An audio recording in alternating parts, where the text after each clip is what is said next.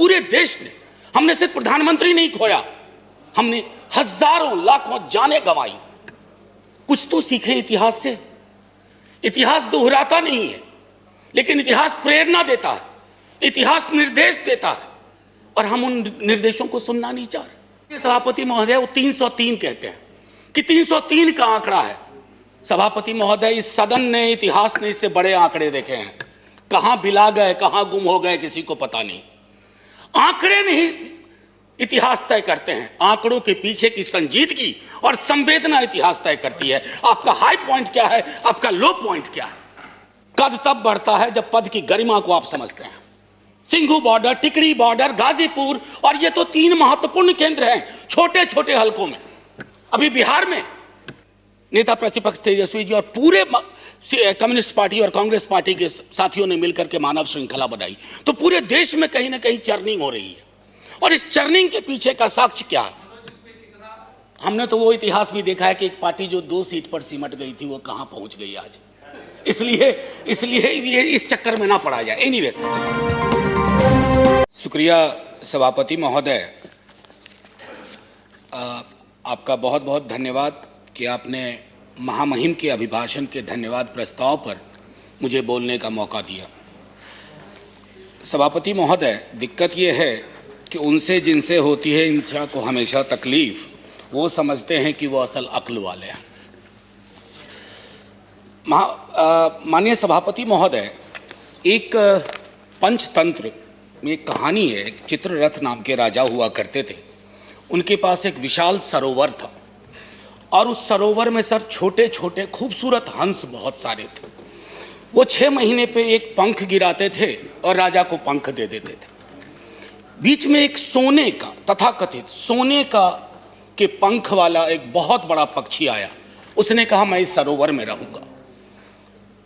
छोटे पक्षियों ने कहा कि महाराज जी, तो हम सरकार को, राजा को देते हैं अपना पंख 6 महीने पे, आपके लिए यहां गुंजाइश नहीं है। वो सोने के तथाकथित पंख वाला पक्षी वो पहुंच गया राजा के पास। उसके सिपाह सलारों को कहा कि देखो, ये तो तुम्हारी बात नहीं मान रहे हैं और कब्जा करके बैठे हुए हैं सरोवर पे। राजा ने अपने सिपाही भिजवा दिए, सारे हंस मार दिए सर। और वो जो सोने के तथाकथित पक्षी, बड़ा विशाल पक्षी था सर, वो भी उड़ गया। मैं इसका संदर्भ छोड़ता हूं अपनी सरकार पर, सत्ता प्रतिष्ठान पर। अभी जमेगा, इंतजार करिए, अभी जमेगा। हमारे यहाँ बिहार में कहते हैं कि दूध में जोड़न ढंग से पड़े तो दही बढ़िया जमता। अभी जोड़न डाला नहीं है। माननीय सभापति महोदय, मैं अपने इस कथन को चंद खंडों में रखूंगा। पहला खंड होगा कि महामहिम के अभिभाषण का संदर्भ, उसका ऐतिहासिक महत्व क्या है। दूसरा, लोकतंत्र में आंदोलन की क्या भूमिका होती है। तीसरा, पीसफुल असेंबली के साथ कोई भी लोकतांत्रिक मुल्क कैसे डील करे। चौथा, आंदोलनों के और लॉ मेकिंग के बीच का क्या ताल्लुक है। और पांचवां, कि रिप्रेशन की कहां तक इंतहा होती है। सर, लोकतंत्र के 3 स्तंभों के बारे में हम सब जानते हैं। चौथे स्तंभ के बारे में तो मैं बोलूंगा भी नहीं। अगर वैसे आपके दोस्त हों जिस चौथे स्तंभ पर कि एक बड़ी धारा पर आप निर्भर हैं, तो आपको दुश्मन की जरूरत नहीं है, वो दोस्त ही आपका काम तमाम कर देंगे। वो क्या करते हैं, दिन भर कुछ भी मामला हो, लोग दुख में हो, लोग संकट में हो, लोगों की मौत हो रही हो, और शाम में चलाएंगे खालिस्तानी एंगल ऑफ किसान आंदोलन। सर, मैं कॉलेज का विद्यार्थी था। हमने देखा है कि पंजाब और पूरे मुल्क ने क्या भुगता है। हम सब सर, आप तो सक्रिय राजनीति में थे सर। सक्रिय राजनीति में आपने देखा कि पूरे देश ने, हमने सिर्फ प्रधानमंत्री नहीं खोया, हमने हजारों लाखों जानें गंवाई। कुछ तो सीखें इतिहास से। इतिहास दोहराता नहीं है, लेकिन इतिहास प्रेरणा देता है, इतिहास निर्देश देता है, और हम उन निर्देशों को सुनना नहीं चाह रहे। शाम ढले खालिस्तानी जमा हो गए, पाकिस्तानी जमा हो गए, टुकड़े टुकड़े गैंग जमा हो गए, नक्सली जमा हो गए, माओवादी जमा हो गए। सर, सबसे बड़ा टुकड़ा टुकड़ा गैंग वो है जो अपने भारत माता की संतान की पीड़ा को करुणा से ना समझे, दंभ से देखे, गुरूर से देखे। दंभ और गुरूर लोकतंत्र की जुबान नहीं है। सर, आप लोग कहते हो, आप बहुत लोग नहीं, कुछ आपके मंत्रीगण हैं, माननीय सभापति महोदय, वो 303 कहते हैं कि 303 का आंकड़ा है। सभापति महोदय, इस सदन ने, इतिहास ने इससे बड़े आंकड़े देखे हैं। कहां बिला गए, कहां गुम हो गए, किसी को पता नहीं। आंकड़े नहीं इतिहास तय करते हैं, आंकड़ों के पीछे की संजीदगी और संवेदना इतिहास तय करती है। आपका हाई पॉइंट क्या है, आपका लो पॉइंट क्या है, आप फेल हो रहे हैं उसमें।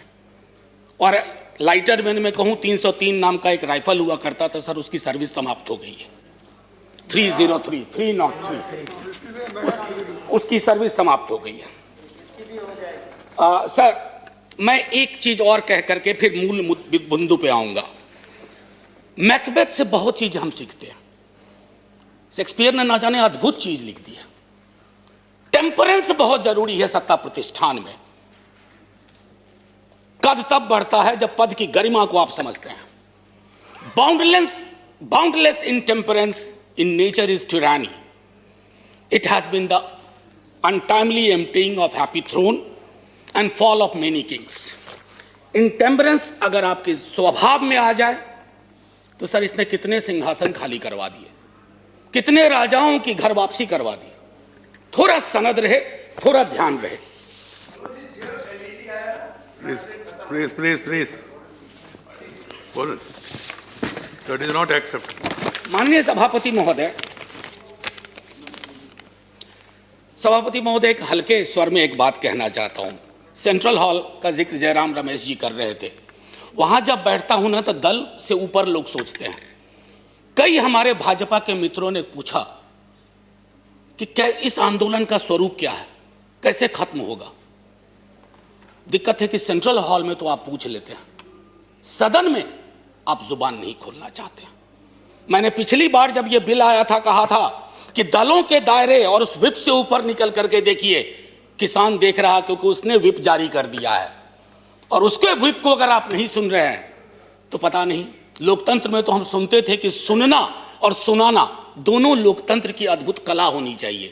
आप सुनाने में यकीन करने लगे हैं, सुनना आप भूल गए हैं। खास करके इस टर्म में तो बिल्कुल ही भूल गए हैं। एनीवे सर, माननीय सभापति महोदय, राष्ट्रपति जी के अभिभाषण का एक ऐतिहासिक संदर्भ होता है। हम सब जानते हैं कि सरकार स्क्रिप्ट तैयार करती है। बीते 29 जनवरी को जब महामहिम का अभिभाषण हुआ था, हम में से 19 दलों ने उसमें शिरकत नहीं की थी। माफी के साथ कहता हूं, कष्ट भी हुआ था, क्योंकि एक बहुत महत्वपूर्ण ओकेजन होता है। लेकिन माननीय सभापति महोदय, माननीय राष्ट्रपति जी का अभिभाषण जब समकालीन यथार्थ से, दुख और दर्द से, रंजो गम से मीलों दूर खड़ा हो, तो कैसे शामिल हो जाए। माननीय सभापति महोदय, बड़ी मुश्किल होती है। सिंघू बॉर्डर, टिकरी बॉर्डर, गाजीपुर, और ये तो 3 महत्वपूर्ण केंद्र हैं छोटे छोटे हलकों में।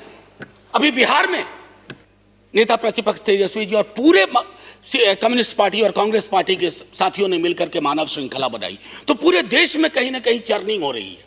और इस चर्निंग के पीछे का साक्ष्य क्या है?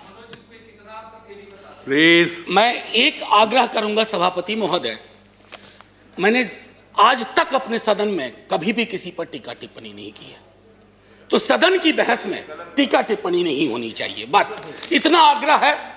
सर, हमने तो वो इतिहास भी देखा है कि एक पार्टी जो 2 सीट पर सिमट गई थी वो कहां पहुंच गई आज। इसलिए ये इस चक्कर में ना पड़ा जाए। एनीवे सर,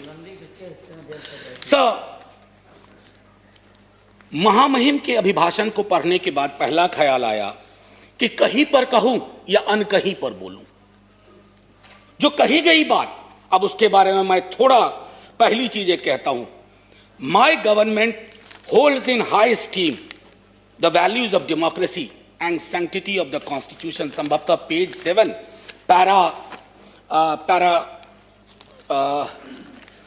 25 होना चाहिए, मेरी मेमोरी अगर सर्व करती है सही। Yes, para 25। अब इसको सर व्यापक संदर्भ में देखना होगा कि my government values of democracy and sanctity of the constitution. हमने हाल के दिनों में जो भी देखे हैं वो संविधान से इतर देखा है। और वैल्यू ऑफ डेमोक्रेसी सर सिर्फ एक रेटोरिकल वैल्यू नहीं है। माननीय सभापति महोदय, मैं आपको कोट करना चाहता था लेकिन आगे रखा था, लेकिन अभी जहन में आ गया। Recently you have said nationalism and patriotism is not simply sloganeering Bharat Mata ki jai, Jai Hind या Jan Gan Man. No sir, the greatest act of patriotism is speak about the well-being of the nation, and that does not mean that I should stand in the orchestra party of the government forever and always. You have not done it when you were in a position. We shall not do it when we are in a position. We'll support you, समालोचना करेंगे, लेकिन आप ये नहीं उम्मीद करेंगे कि आपके खिलाफ का हर एक शब्द, हर एक लफ्ज देशद्रोही है। मैंने पहले सदन में कहा था, सर एक मशीन बनवाइए, कोरोना की वैक्सीन तैयार हुई, एक मशीन बनवाइए कि किसके अंदर देशभक्ति का पारा कितना है। सर हो सकता है आपको झटका लग जाए।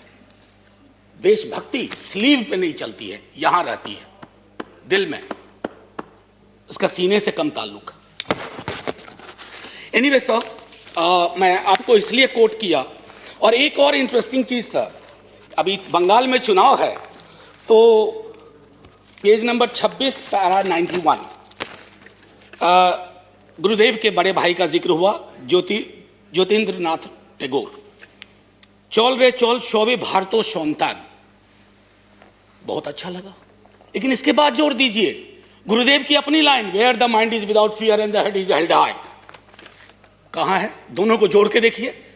ये चेरी पिकिंग नहीं चलती है डेमोक्रेसी में। आप चेरी पिकिंग के उस्ताद हो गए। चेरी पिकिंग मैं समझता हूं माननीय सभापति महोदय, आंदोलन लोकतंत्र की जीवंतता का उदाहरण होता है। जिंदा लोकतंत्र और स्वस्थ लोकतंत्र आंदोलन के साथ सदैव निरंतर संवाद की कोशिश करता है। सर एक आशय मैं यहां रखना चाहता हूं। दिल्ली विश्वविद्यालय में जिस विभाग में मैं पढ़ाता हूं, एक विषय मेरा मूवमेंट भी है। सर बहुत सालों से पढ़ाया है आंदोलन। आंदोलन की सर 3 चीज होती है महत्वपूर्ण: एलिनेशन, अट्रैक्शन, कन्वर्जन। यानी कि अलगाव की चीज कहीं आई, उसके बाद आपका आकर्षण हुआ किसी विचारधारा से, उसके बाद आप सड़कों पे आए। सर हमने आंदोलनों को न जाने किस नजरिए से देखना शुरू किया है। महोदय, माननीय सभापति महोदय, आपने भी देखा होगा वो सड़िया, वो कील, वो खाई। सर मैं सरहद पे कभी गया नहीं हूं, लेकिन जो तस्वीरें सरहद की देखी हैं वो भी ऐसी नहीं देखी हैं। किससे लड़ रहे हैं आप? अपने किसानों से लड़ रहे हैं। और वो क्या कह रहे हैं? आपसे चांद नहीं मांग रहे हैं, अपना हकूक मांग रहे हैं। और हम में से किसी को यह मुगालता ना रहे, किसी को, चाहे सत्ता पक्ष हो या प्रतिपक्ष हो, कि किसान और खेतीहर समाज की बेहतरी आप किसानों से बेहतर समझते हैं। नहीं, वो अपनी बेहतरी बेहतर समझते हैं। आप उनको समझाने चले कि तुम्हारे लिए हम कानून ला रहे हैं, बहुत बढ़िया कानून है। क्यों समझाने की जरूरत पड़ रही है? क्यों खालिस्तान पाकिस्तान टुकड़े टुकड़े एंगल लाने की जरूरत पड़ रही है?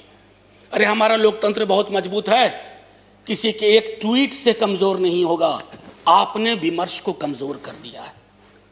इतना मजबूत लोकतंत्र है सर। मैं तो कभी कभी सोचता हूं, अगर आपके दौर में जयप्रकाश जी का आंदोलन हुआ होता। इस सदन में अभी कई लोग हैं जो जयप्रकाश जी के आंदोलन से निकले हुए हैं, इंक्लूडिंग सभापति महोदय। जेपी की आंदोलन की कल्पना करिए, अगर जेपी को इन खाई, बाड़ों, कटीले तार देखना पड़ता तो क्या होता सर? कई मित्र हमारे बिहार से भी हैं जो जेपी आंदोलन से निकले हैं।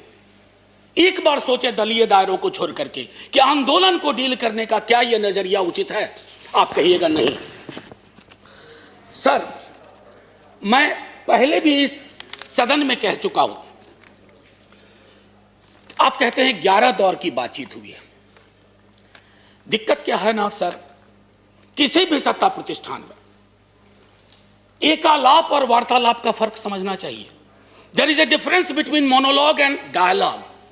आपके साथ दिक्कत है कि आप मोनोलॉग को डायलॉग का कपड़ा पहनाते हैं, ऊपर से मैंने माननीय मंत्री महोदय को सुना जो वार्ता में थे, उन्होंने कहा कि हमने ये दिया, हमने वो दिया, हमने ये दिया। सर, लोकतंत्र में खैरात की जुबान नहीं होती है। आप देने वाले कौन होते हैं, हम देने वाले कौन होते हैं? अरे दे तो वो रहे हैं, 303 का आंकड़ा उन्होंने ही दिया आपको, और आगे के 3 और 0 कब उड़ा जाए ये भी वही तय कर देंगे। इसलिए ये जुबान बंद करिए, एकालाप और वार्तालाप के बीच की दूरी को खत्म करिए। सर, मैं पहले भी इस सदन में कह चुका हूं कि देश कागज पर बना नक्शा नहीं है। देश सिर्फ सेना, पुलिस के जवान, जनगण मन, वंदे मातरम नहीं है। देश रिश्तों से बनता है सर, और आपने रिश्तों को रिसा दिया है, रिसा दिया है। जब तक आप इस बात को नहीं समझेंगे कि मुल्क रिश्तों से बनता है, आपने कितने रिश्ते खत्म कर दिए। अरे सरकारें पुल बनाने के लिए लाई जाती हैं, चाहे नदियों पर पुल हो या रिश्तों का पुल हो। आपने तो पुल के बदले दीवारें खड़ी कर दी, वो भी कटीली। सीए का आंदोलन हुआ, नागरिकों को नागरिक के खिलाफ खड़ा कर दिया। अब तो कमाल है, मैं तो आपके समाजशास्त्र के ज्ञान से भी चकित हूं कि जिस दिल्ली पुलिस के जवान को आप किसान के खिलाफ खड़ा कर रहे हैं, कभी दिल्ली पुलिस का सोशल प्रोफाइल देख लीजिए। इन इलाकों से जिन इलाकों में यह आंदोलन ज्यादा प्रबल है, वहां का एक बच्चा सरहद पे रहता है, एक बच्चा पुलिस में रहता है, और एक बच्चा खेत में रहता है। आप इन बच्चों को वो जायदाद के लिए नहीं लड़ रहे, आपने उन्हें भिड़ा दिया। कहीं तो सोचिए, विराम दीजिए। इसलिए मैं कहता हूं, अवतार सिंह पाश की एक कविता कहूंगा, यदि देश की सुरक्षा यही होती है कि बिना जमीर जिंदा होने जमीर होना जिंदगी के लिए शर्त बन जाए। कितना वक्त है सर? नहीं, आपका 18 मिनट अलाटेड टाइम है जी, आपने ऑलरेडी 17 मिनट्स दिया। ओ सर सॉरी, 2 मिनट दे दीजिए बस। 2 मिनट दीजिए। जी सर, आंख की पुतली में हाँक के सिवा कोई शब्द ना हो। आपको सिर्फ हाँ चाहिए आंख की पुतली में, चाहे वो कितनों भी अश्लील हो। पाश कहते हैं, मैं नहीं कह रहा। और मन बदकार पलों के समक्ष हमेशा झुका रहे, तो हमें देश की सुरक्षा से खतरा है, देश को अपनी सुरक्षा से खतरा नहीं है। यह फर्क आपको समझना होगा। माननीय सभापति महोदय, इस 2 मिनट का प्रयोग मैं, आपने किसान को लेकर के जितनी बातें कही उस पर, उन बिलों के बारे में पहले मैं बोल चुका हूं पिछले सत्र में। मैं सिर्फ इतना कहना चाहूंगा कि बिहार में एमएसपी 2006 में खत्म की गई। बिहार के किसान की आय के बारे में आपको मैं आंकड़ा दूं उचित नहीं होगा, आपके पास आंकड़ों का भंडार है, आप तो आंकड़े तैयार कर लेते हैं, बल्कि कभी कभी पका भी लेते हैं प्रेशर कुकर में। मैं सिर्फ इतना कहूंगा कि आप बिहार के मॉडल को, हम तो सोच रहे थे कि बिहार को, आप ही की सरकार को दोष नहीं दे रहा हूं, बीती कई सरकारों ने बिहार को लेबर सप्लाई का स्टेट बना के रख दिया है। हमारा काम है मजदूर भेजना पूरे देश में, और हमने कोरोना के काल में वो सब देखा है। हम तो सोच रहे थे कि हमारे बिहार का किसान, हालांकि किसान नहीं रहा, वो खेतीहर मजदूर हो गया। हम सोच रहे थे कि उन्हें भी पंजाब हरियाणा की तरह। सर, आपने क्या किया? वो मॉडल आप चाह रहे हैं पंजाब हरियाणा में बिहार की तरह हालात हो जाए। कभी कभी मुझे इस बात का अंदेशा होता है कि संसद का भी वर्ग चरित्र बदल गया है। अभी संसद में किसान और किसानी समाज से आने वाले लोग अगर होते, आप इतनी आसानी से बुलडोज नहीं कर पाते। मेरे स्वयं के नेता, कई मसले ऐसे आए, लालू प्रसाद जी, उन्होंने यह तय किया, और आपके भी लोग थे, आप उनको भूल चुके हैं, जिन लोगों ने खड़ा होकर के कहा कि यह हम नहीं होने देंगे।